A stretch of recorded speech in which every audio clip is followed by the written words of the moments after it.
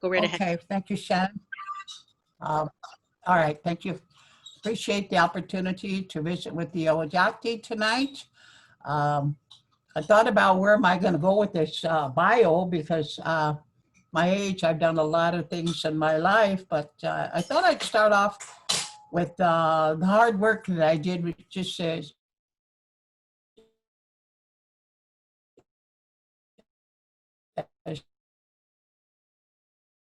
Oh, Lorraine, we're losing you a little bit. beginning as a teenager, from grading to working on. Are you? Now what? Oh, there you are. Okay. You came back to us. You froze up a little bit. I don't know. I think we lost you for a second. Well, anyways, and then I worked as a waitress 3-4 times in my later teen years, early 20s. I worked as a motel maid in the cities. I worked in manufacturing, paper make manufacturing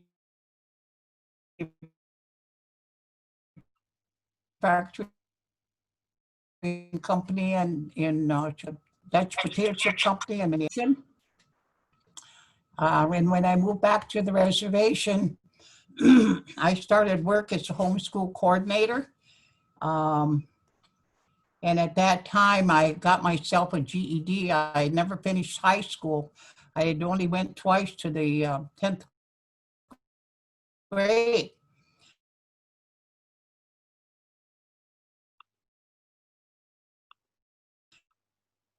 So I got my GED and I started working at the so we could get more of our students graduated. And so I reduced the dropout rate from 23% down to 11% in just 1 year.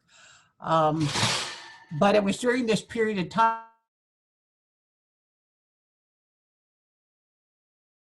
that I realized I need an education. I was here at Morris, Minnesota, University of Minnesota. He talked me into going to school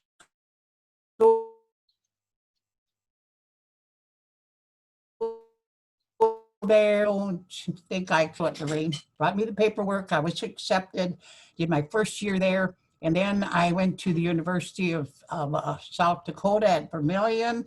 That's where I graduated with a degree in social work and in criminal justice. But prior to that, before going to Morris, I sat on a judicial committee. It was the very first judicial committee when our tribe gains its jurisdiction. And so we developed the very first laws for the tribe. And then I was asked by Jerry Flute, who was councilman or he was chairman at the time, and he asked me, now judge for the tribe. So that's what I did. Then from juvenile judge, I went to associate judge. Then I went to chief judge, and that's when I resigned to go to college. After I got back from college, I was recruited to work for Child Protection Program. I worked 1 year as a family therapist, and then I was talked into running for the position of chief judge. So I was appointed as chief judge, and then I spent another 9.5, 10 years as chief judge for the tribe. While I was, I forgot one step. When I got out of college, I did work, before I came back to the tribe, I did work for the University of South Dakota as a talent search counselor, and that was in the area of education. And then when I came back, that's when I got into the judicial field. Since that time, I've worked as a Head Start director for 5.5 years. I worked as the gaming commissioner, chairman of the gaming commission. I worked on the gaming commission board for 3.5 years. I've done so much in my life that it's really, it really takes me down memory lane. But on the other hand, I miss some things too as I'm talking. I also got involved in the district affairs and the tribal affairs. I served on like I said, the original judicial committee. I've served on the police commission. I've served on the Constitution Revision Committee, Parent Policy Council for Head Start when my little boys were going to Head Start. I've just the Planning Commission. So, and then on the district level, I served in all four executive positions. I was the chairman of our district at one point. I was the secretary, I was vice chairman, and I also served as treasurer. So I've always kept involved with the tribal affairs. And in the last thing that I've been doing, well, one of the other areas was in the development, economic development area. I served on the planning commission for a number of years. And then my district appointed me as a project coordinator for the bowling alley, to develop the bowling alley. So I was successful in securing $500,000 loan so that we could renovate our district bowling alley into our district roller rink into a bowling alley.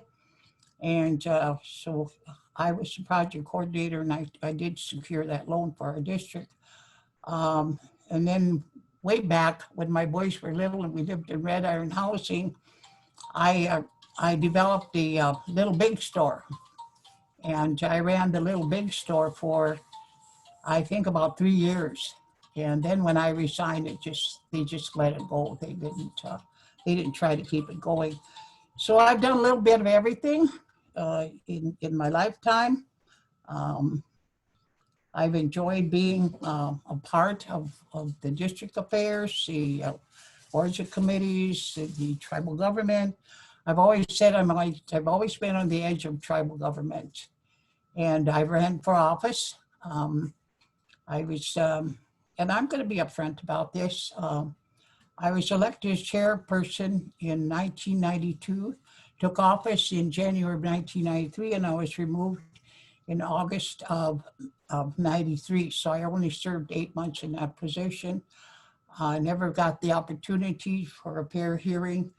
And when I was asked by one of the councilmen why I didn't show up, I said because they told me couldn't have anybody come to the hearing with me, and they were the judge, jury, and prosecution all rolled up in one. So if they're the ones that charged me, then why would they and how would they give me a fair hearing? So, so that is a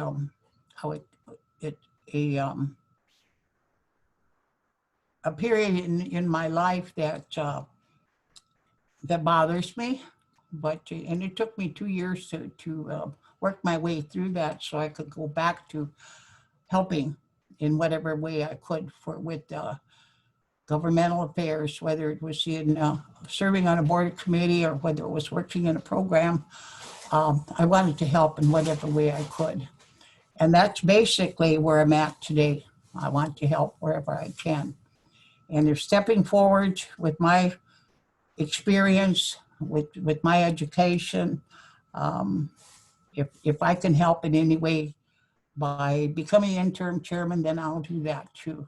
But it's up to the people of the reservation whether or not they feel that I would do the job for them in the way they would want it done, to be objective, to be fair,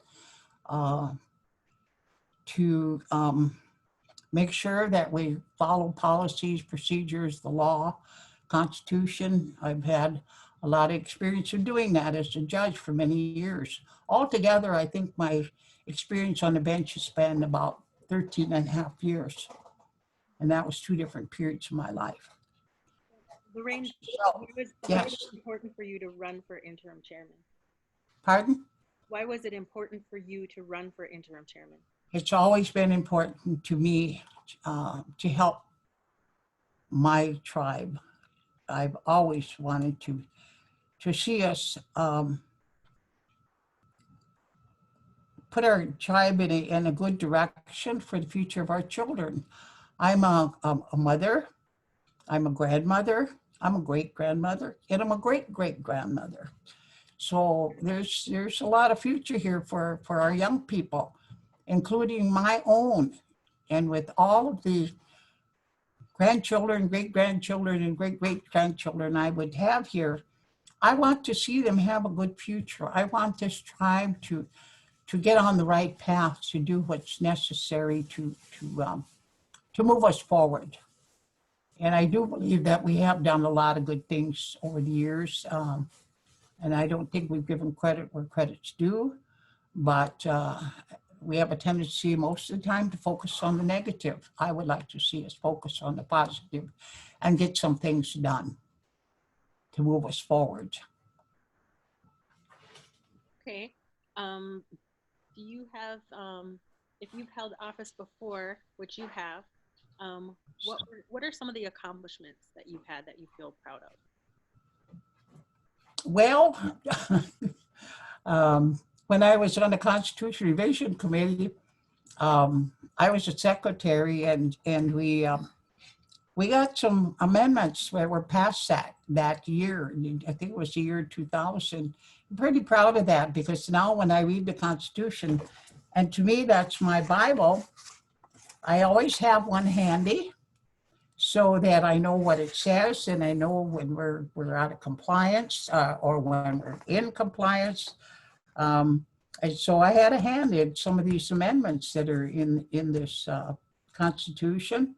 I'm also proud of the fact that the Judicial Committee passed many laws, and that was part of the very first Judicial Committee when we passed numerous codes that we go by yet today.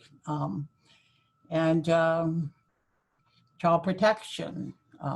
I was in that position for a number of years, 5.5 years at one point, and about another year and a half at another as a family therapist. So that's about 7 years experience I've had with child protection. And during that period of time, I was recognized by the U.S. Attorney's Office as being a strong advocate for children, and I'm proud of that. And I was also, which I failed to mention, director of the Healthy Start program for 5.5 years. And during that period of time, we had, I don't remember the number of healthy babies that we had, but we did a lot of things with the young mothers. And I'm really proud of that, the fact that a lot of our mothers quit smoking during that period of time. A lot of our mothers quit drinking during that period of time, and we had some healthy babies.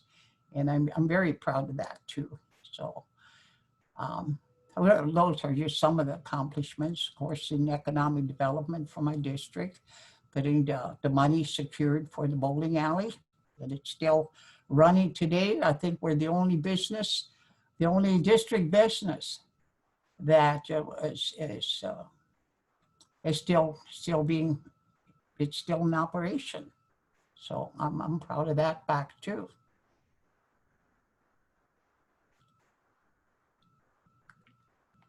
Okay, I lost you. Can't hear you. We're going to go through the questions. Okay, now I got you. Okay. So how will you get tribal council, tribal programs, and directors to become compliant with transparency? Well, I tell you, that would be really challenging, because you're talking about a lot of people that would have to be involved. And to me, the first thing we need to do is look at the policies and procedures that govern all of these boards and committees and programs. The personnel policy that needs to be reviewed. What needs to be changed to enforce some of those policies? We're very good at identifying problems, and we know what they are a lot of times, but we don't know who's supposed to enforce them. And that's the area that I would want to work on. And I think we can do that through review of our policies and procedures for for the tribal employees, for the boards and committees. Um, and it would take teamwork from the council to get some of these things passed too. So I'm a team player. I like people. I'm a people person. I like to work with people. And I could see me, I know all these council people, um, having worked with the chairman's office for 8 months. Um, and I just feel very strongly that we could accomplish some of these things in the 5 months that if I was elected as chairman, that I would be serving, that we could get these things accomplished. And I'm hoping that I would be able to be elected as a councilman for my district too, so that I could continue working on a lot of these issues. And I did start working on some of them when I was working for Donovan. I did start working with Realty. We were wanting to develop a records office. There were different things that program managers and some of the council people were identifying the areas of need, the areas that we needed to review, and maybe some establishment and development of some new offices. And it's going to be really challenging right now simply because COVID-19 is here. To me, that has to be one of the top priorities because we're dealing with the lives of our people. The health and the lives of our people is important. And so we need to be vigilant about what we're doing as far as monitoring what's happening with this disease. Where is it at? Who's enforcing, is there laws or is there policies? And if there are they being enforced? Because I've been getting complaints myself about people being infected in two of our housing areas that are right down in the heart of our government, Old Agency and Crawfordsville. It was handled very well up at Enemy Swim, and we stopped the spread up there. But I don't know what's being done in Old Agency and in Crawfordsville because we're getting complaints. And for some reason, they must still think I work for the chairman or I have some power or authority to do something because those I still get notified of some of those things that are happening. Yeah. That kind of brings us to the next question, which is about transparency. And so what would you do to make sure that information is getting out to the tribal membership? Well, I think we have to apply or employ every media that we have available to us, especially right now when it's very critical because of the COVID-19. People want to know, where's the help? It's not just the food. It's what's happening in the health area. How are we stopping the spread of the disease? How are we going to get some help with our bills? And then what are you going to do? They want to know what I would do if I was chairman. And so I would use all the media that's available, the Shota, the radio station, Facebook, getting up a web page for our central government. I think it's important that the people know what we're doing. It's important to know if we're doing anything about some of these problems. And there are problems. They're bound to be. I mean, we grew as a tribal government. We grew pretty fast. And then we have the areas of economic development with Dakota Crossing, with our motel, with our bag factory. That's another area that I'm sure that the people will want to know about. Where are we going with our grocery store? I know that's an issue. So yes, we do need to get the news out whatever way we can. And then I would always be available by phone. I'm always available right now by Facebook. Um, and so it's, I think it's critical, it's crucial that we employ whatever means that we have available to us to do that, to be transparent. Um, and I've always said this, the people that know me, I don't shove anything under the rug. I deal with it, I bring it out and want to deal with it. And it's important that our people know so that rumors aren't being spread out there, things that are not true, and we're kind of getting known for that. And that's not good. Traditionally we believed in honesty. You know, our people had integrity, but somehow we've gotten away from that, and I think we need to get back to that. Honesty, transparency, communication. Um, I've always said I practice the three C's. You know, that's communication is the most important of the three C's: cooperation and coordination. Those are the three C's I live by, and would continue to employ the three C's if I'm elected into office. Okay. The next question is, do you think that the drug testing policy for tribal employees needs to be changed? Well, that's a good question. Um, I think they certainly do need to be reviewed. Um, I'm not sure how they're being applied right now. I'm not sure that they're being applied across the board. Um, I don't know enough about what's happening in that area, you know, to give you a good answer. But I do know one thing, that if I'm elected into office, that would be one of the things that we need to review.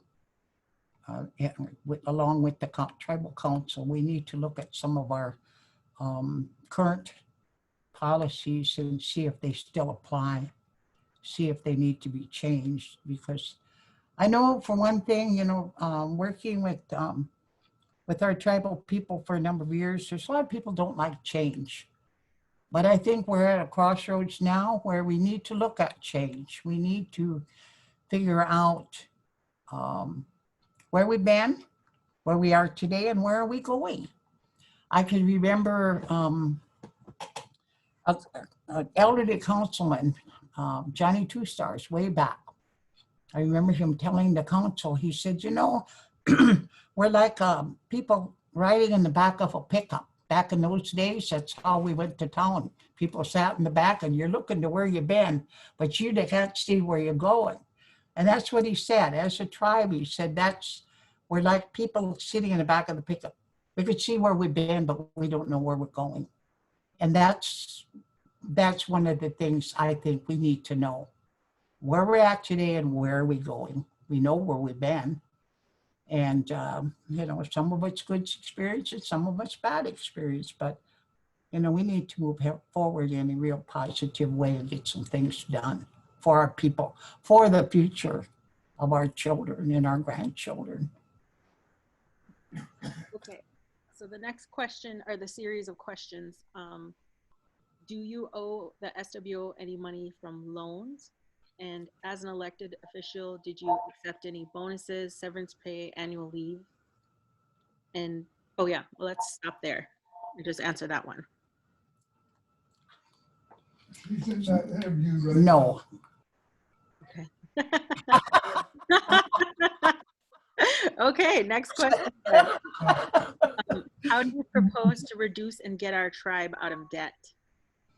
Okay, that's one area that it's always bothered me. As most of you know, my son, Lorraine Rousseau, Senior, was the vice chair for, I don't know, 4 or 6 years, someplace, some time frame like that. And I know that the council always wanted to know where we were at so he had his computer there and he would be able to pull the information up. And so he could tell you where we at in the area of loans, where we at with money in the bank. He had all of that at his fingertips. I'd like to see that again. I'd like the tribal council to be updated, um, and know where our money's at so that motions aren't made just just like that because somebody comes and needs money. Do we really have money and has it been justified? Has it been is there been a cost analysis done on it? I see council make motions where somebody proposed something and maybe they have some background information. I don't know. Neither does the rest of the public. But somebody will say, well, I'll pass that up. Now I'll make that motion. And the next one, yeah, I'll second it. And just like that, we've spent $1 million. And it just never failed to amaze me how we could spend money like that without any justification, any documents being submitted. And so I've always said I'd like to see us have a financial planner. Where's the money? What can we afford? And my understanding of having worked on the planning commission is that's what they were to the tribal council years ago. The planning commission was like the financial planners, like the health planners in all areas. They were the ones that the tribe relied on back then. And then now it looks like we may be moving in that direction again. But we do need somebody, and I thought that's what we had a CFO for, to assist the finance department in coming up with a good financial plan. This hit or miss kind of spending is not good for the future of our tribe, because as I understand it now, we're millions and millions of dollars in debt. And how are we going to get out of debt? So we have to come up with a debt reduction plan. And that takes some experts in the area of financial planning, in the area of economic development, and all these different areas pulled together to do a debt reduction plan, and then a plan as to how are we going to spend our money. And we may not even have any money. And so that's where we need to be. We need to find out where we're at, and then how are we going to reduce our debt? And that's where a debt reduction plan comes into play. Yeah, and I think transparency is really important too, because one of the comments that I see most often on our off-res page is, how is our money being spent? Yeah. And we don't know, and we have a general council every year, but because of COVID, there weren't very many people that were present for it. And then then it was streamed on YouTube, but then we couldn't get the reports. So it just becomes really difficult when we don't have transparency for us to trust in our leaders. Right. But I also think that there needs to be some trust between the people too, Yeah. that they deserve to know what's happening. Right. That's right. Agree with you. Okay, so next question is about the grocery store. So it's been reported that the grocery store has been losing $100,000 a month for the past 2 years, which means we have lost approximately $2 million on this for-profit tribally owned business. At this rate, do we keep the store open, or do we admit we made a mistake and close it? And if we close it, what would we use the building for? Well, first of all, I don't know. That gets back to transparency again. I don't think we know exactly where we're at with that grocery store. I do believe that Michael Roberts was hired at one point to pull together the financial figures. And then I know we have new management in there. Todd O'Reilly was made manager. I haven't heard anything about how he's doing and you know, if we made any progress in in our sales, point of sales. I don't know if we track everything. And that's an area that I don't know that much about to say what I would do with it. And it wouldn't be up to me anyway. It's totally up to the full council in the areas of where we're going to go with our um, economic ventures. Uh, I don't I don't know enough about it to get into it, but I would say this. Um, if I'm elected chairman, that would be a something that we would really have to look at because we don't have that much money anymore. Mhm. Um, we have some settlement money, and we've had to, from what I understand, dip into that. And we've got to save enough to try to get our jail built. There's economic development projects on the table. Some of it's going to be funded by the COVID-19 monies. And a lot of it has to be spent by December 30th. And it has to be spent in the right way, otherwise we pay it back. I think most of us know that. So if the store went down the tubes, if it wasn't able to operate anymore, if it couldn't hold its own, you know, how long do we give it? Most businesses take 4 or 5 years before they make a profit. And then I look at how long did the bag factory need help from the tribe before it finally started holding its own. So I think that's a good question to be asked and answered. But I wouldn't know the answer to any of that until if I got into office to look at the financial documents that governs those operations. Okay. The next question is, where do you stand on off reservation voting with mail-in ballots? Oh, I was on the judicial committee when we passed that. I was chairman of the judicial committee, and I was all for it. I think we all have relatives off reservation that do come back and vote. I know I have grandchildren that live in Sioux Falls, and they come back every election and vote. They're members of the Buffalo Lake District, and it's hard for them to come back. They don't have that much money. There are a lot of our young people don't have the money, but they want to vote. They want to participate. They know what's going on here. So I'm a strong supporter of absentee ballots for off reservation voters. I think a lot of times, and I've been told this um, in a lot of conversations with people that I visit with, and they say, you know what? Those people off reservation probably know more about what's going on here than we do here on the reservation. And you know, I think that's true.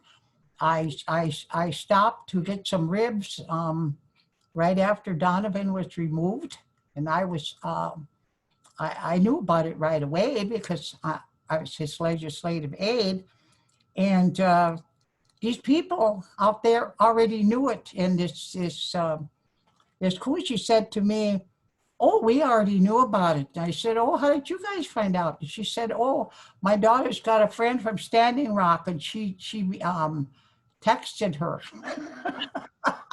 So they learned from Standing Rock, one of her friends from Standing Rock. So I don't know if it got on Facebook, Twitter, or any of the social media that the young people use nowadays. But yeah, they know what's going on here.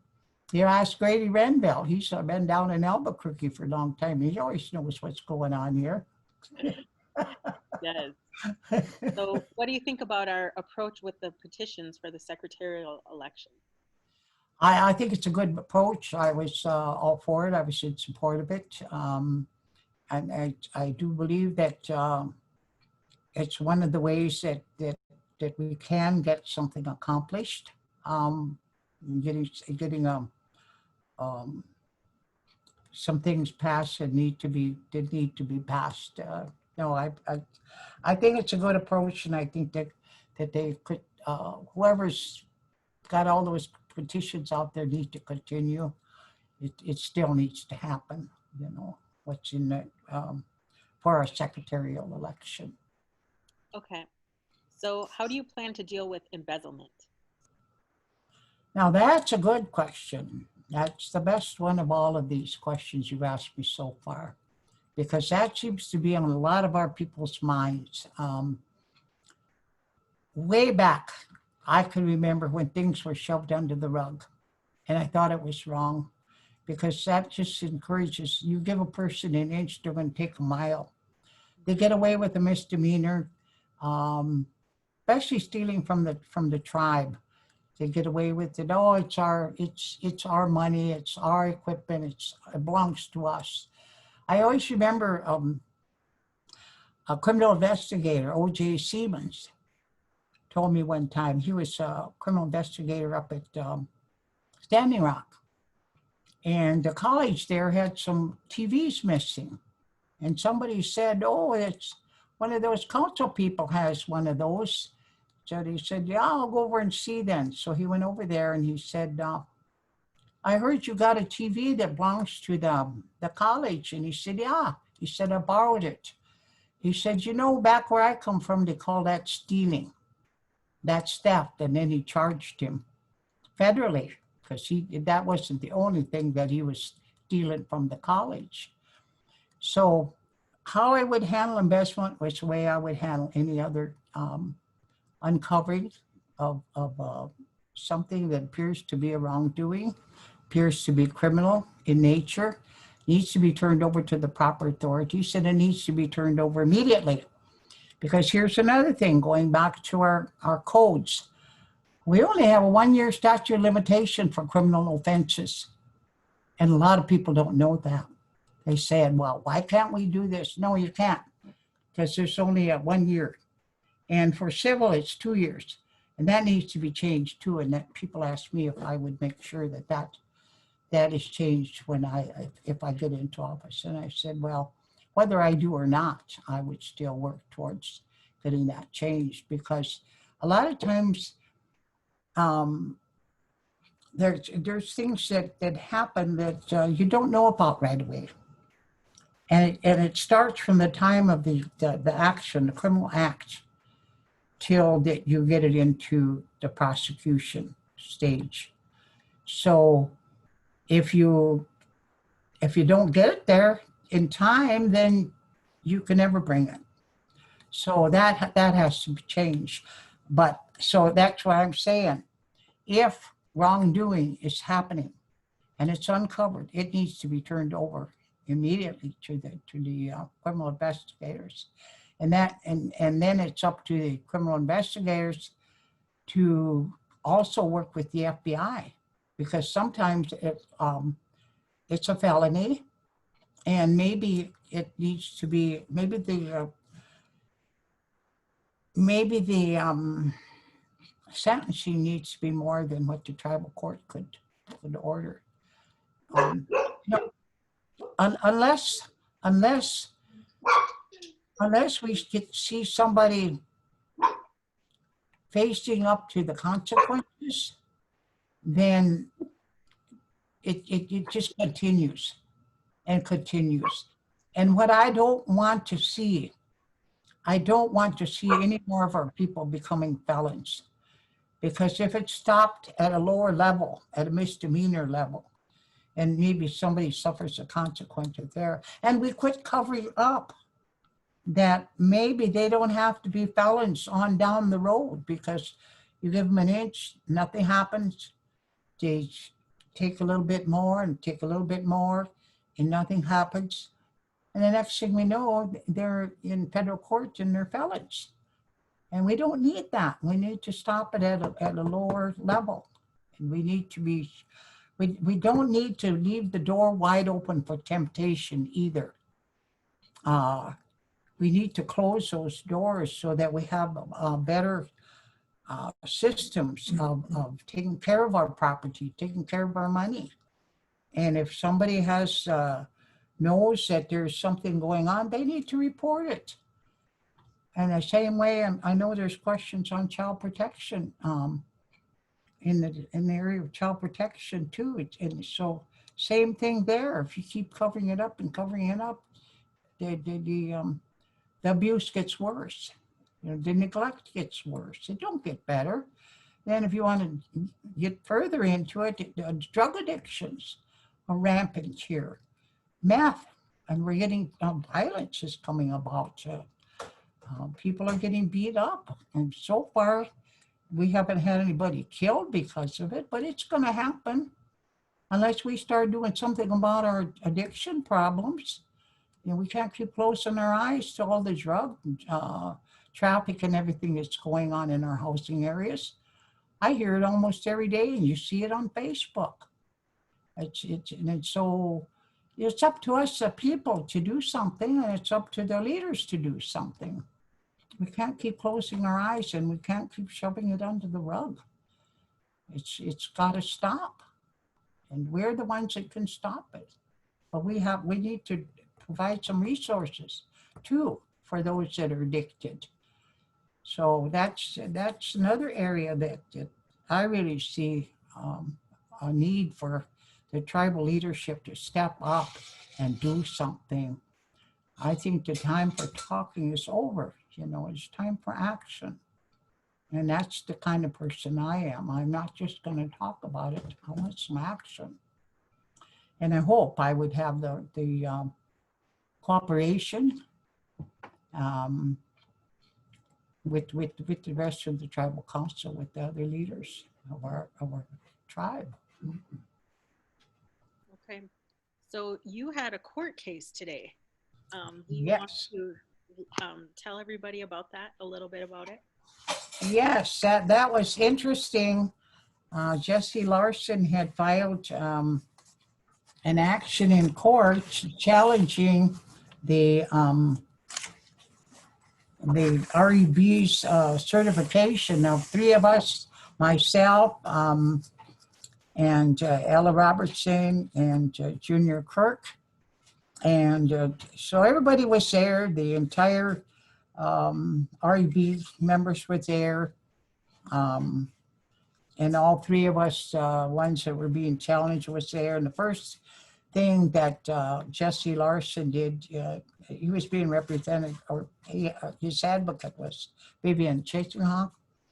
And the first thing they did was they had a motion to dismiss the charge or the challenge on me, because they couldn't get any, when I was removed, that was way back in 1993, and they couldn't get any documentation on it, is what they said. But I'd been, and that's another question I've seen down here too, I've been vetted so many times. I ran for office, chairman, secretary, vice chairman, council. I was vetted 3 times for the Gaming Commission, and they look into everything. They look into your financial background, everything. And so I thought it was kind of ironic, but anyways, but he was, the issue was that there was a prior removal by tribal council, and that should bar us 3 candidates from running in the special election. And they were citing Chapter 3, I can't remember the rest of the citation, but it was Chapter 3. And what they were saying was that they couldn't run because of that case citation. It was 03-05-01. Yeah. Okay, and I wrote it down, but you know, my 0 looks like an 8, so I knew it wasn't an 8. But yes, and then the judge, and he was saying, him and Vivian was arguing that the intent was the law. The judge needed to look at the intent of the law and how it was written. And then when Jesse testified, he said it was a vague law. He said it was a moral law. It was a matter of right or wrong. Anyway, the judge more or less went by the strict construction of the law, which means you interpret it exactly the way it's written. And the way it was written, the only person that would have been barred was the one that was just removed, and that was Donovan White, not Ella, because after she was removed, she didn't run in the next special election. And then Floyd Kirk, when he was removed, he didn't run in the next special election. So this one, same way. Donovan was removed. He would have been barred from, but he didn't even apply because he knew what the law was. And so the judge ruled that REB's determination would stand, and all three of us were eligible to be candidates for the temporary or the interim chairman position. But it was really interesting. If they feel that this shouldn't be happening, there needs to be something in the election code that would say that. And you can't just because you think it's morally wrong or whatever, you can't rewrite the law, or you can't reinterpret it to mean something else that it doesn't mean. And maybe I'm doing double talk here, but it's it was interesting.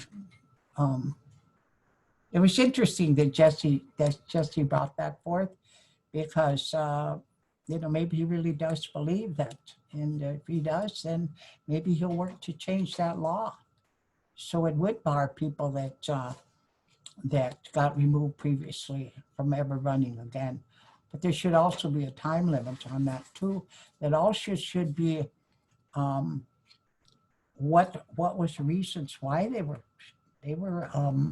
removed. Was it immoral? Was it like Jesse was saying, that there's a right and a wrong? Was it totally wrong? I don't know. It's not up to me to judge. I was up to Gina to judge today, and she ruled in favor of the REB. And Greg Paulson was on the speakerphone, by the way, and representing the REB members. Okay, Lorraine, that's all of our questions. So I want to give you a little bit of time to just talk to the people and say whatever you want to leave them with, and then we will wrap it up. Okay, well, I thank everybody that's listened in, and I thank you, Shannon, for taking the bull by the horn and asking me the questions, even though you felt that they were friends. But asking questions really didn't, I don't think, made a difference. You asked the right questions. You asked just questions of all of them, whether it was you asking them or Josh or Brad or anybody else. But what I would want to say is, I do care about the people. I do care about the tribe. I've always cared about the tribe. I've never been in a position to feather my own nest. I've never been in a position to do anything but help. And so most of my work has been in the helping field. It's never been to gain any notoriety, to gain any to use anything to take a step upward. My thoughts always for the people and the future of our tribe, and that's why I'm running. Because I felt that the tribe could use my knowledge, my expertise, my background, my experience in a very critical time right now with the COVID-19 here, and the real distrust that our people have of our government. I think maybe I could bring some stability to our tribe, and that's what I would endeavor to do. So I thank everybody, and would appreciate your vote on July 28th. Thank you. Thank you, Thank you, Lorraine. Shannon. Okay, for everybody else, tomorrow we will have another Q&A at 6 p.m. and that will be with J.R. Rondell. He's currently HAPA councilman and he's running for tribal secretary, so please join us then. But thank you for being here and listening, and thank you, Lorraine, again. And have a good night, everybody. Good night.